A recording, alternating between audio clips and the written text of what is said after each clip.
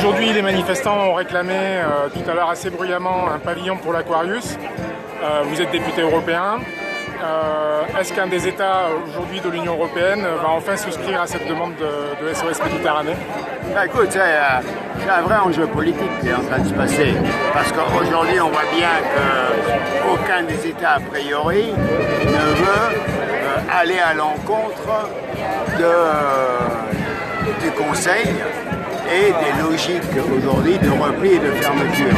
Donc, on a toujours Berlin, Dublin qui est en place et on voit qu'il y a de plus en plus de pays qui ferment les frontières.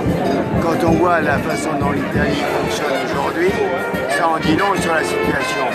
Est-ce qu'il y a un pays qui va avoir le courage politique de s'opposer aujourd'hui? C'est bien ça le débat. Est-ce que la France va oser le faire? J'en sais rien.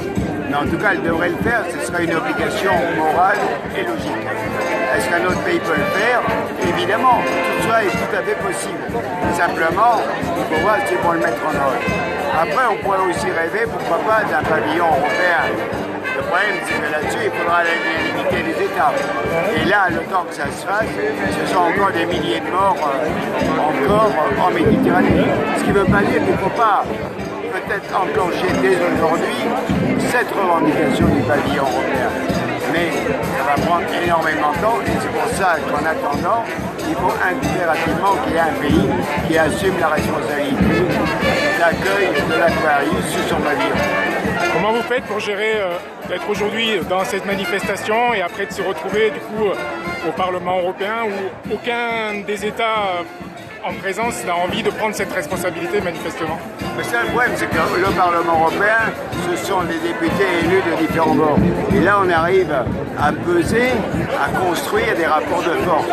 Après, le problème, c'est que le Conseil, c'est-à-dire les États, ont une voix prépondérante et avec la Commission, ils font la pluie et le beau temps.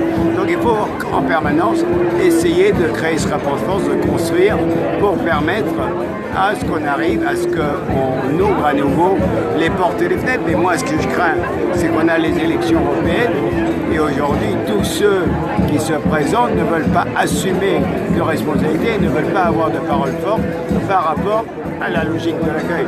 Et ça, c'est complètement inacceptable.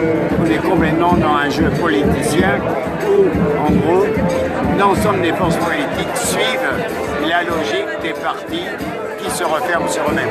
Ça veut dire du coup que pour que ça change, il faut que ce soit la rue qui se remplisse? À mon avis, il faut aujourd'hui qu'on crée un rapport de force.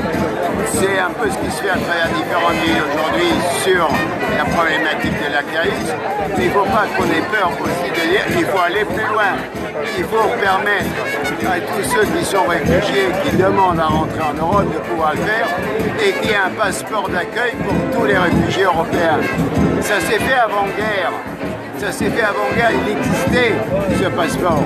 Et bien aujourd'hui, il faudrait que tout citoyen, toute personne qui arrive et qui demande le refuge puisse avoir ce passeport pour circuler dans l'ensemble des pays européens.